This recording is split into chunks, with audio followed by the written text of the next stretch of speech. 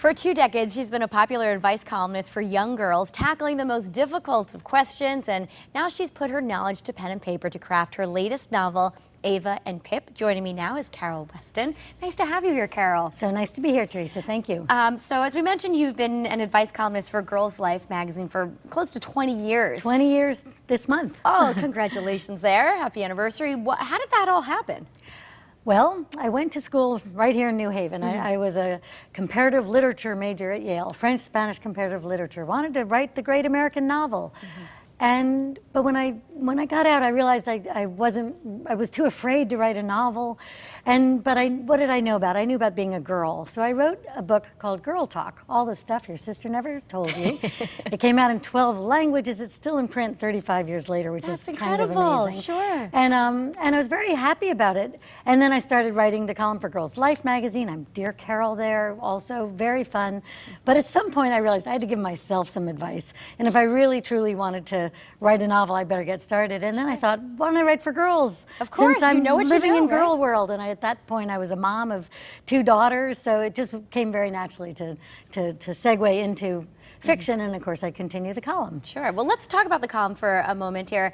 Some of the lessons you might have learned over the last 2 decades? I think I learned a lot about compassion because I lived in a nice neighborhood, went to a nice public school, didn't really know what it meant to be a poor girl trying to make it, or a kid with a father who was hitting her or whatever, or absent or worse. I mean, you're an advice columnist. You hear the worst. You know, you might be writing a brief chapter about incest, and suddenly you get 20 letters about incest. I mean, and I remember getting letters about cutting before any of us ever knew what that was. Really? And I started writing Girl Talk in '85, and you'd hear about eating disorders. What is this? You know, so I sort of learned along, just as I'm sure dear Abby did. You know, you learn in the job. Right. So I think I've learned that we should never assume that we know what somebody's going through. They might have real demons. Sure. They might be in a home situation that is just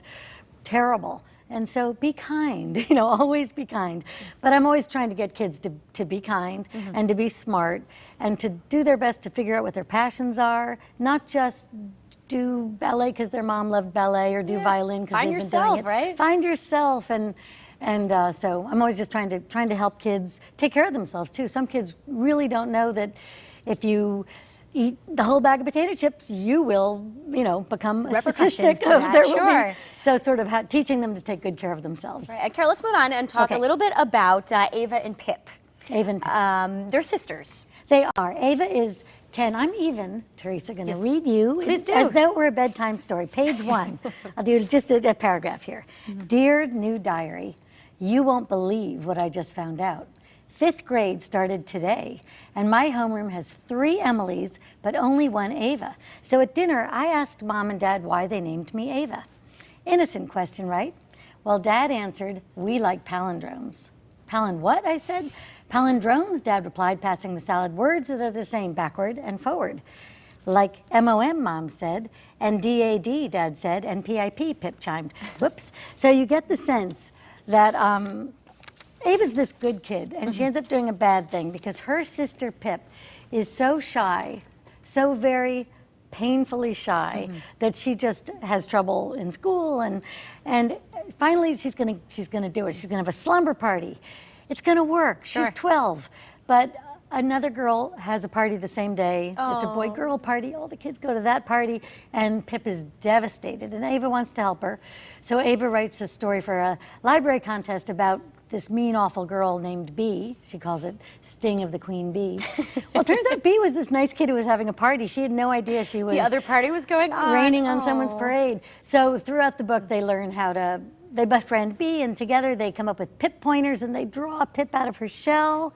She becomes less shy. Sure. So there's life lessons in this book, I always want books to be lots of fun, but I also want kids to learn a little something, and even parents too, if they happen to be reading the book to their 8 or 9 or 10-year-olds. Sure. And there's a sequel already in the works. Already in the works. It's called Ava and Tacocat.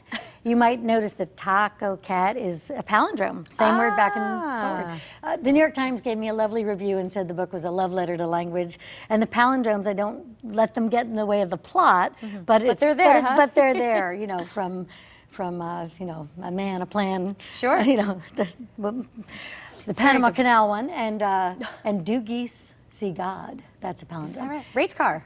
That's Race one too, car, right? There you kayak, go. so many palindromes. Carol, let me ask you, where can we find your books? So it's always good to support your independent bookstores. Absolutely. So if you live in Greenwich, go to Diane's. If you live here in New Haven, go to Atticus. If you live in Guilford, Madison, go to R.J. Julia's. Support your independent bookstores. Support Barnes & Noble. And if not Amazon, you can order Ava and Pip, and you can pre-order Ava and Tacocat. Very good. Carol, thanks for being here. It was great to have you. Thank you so much.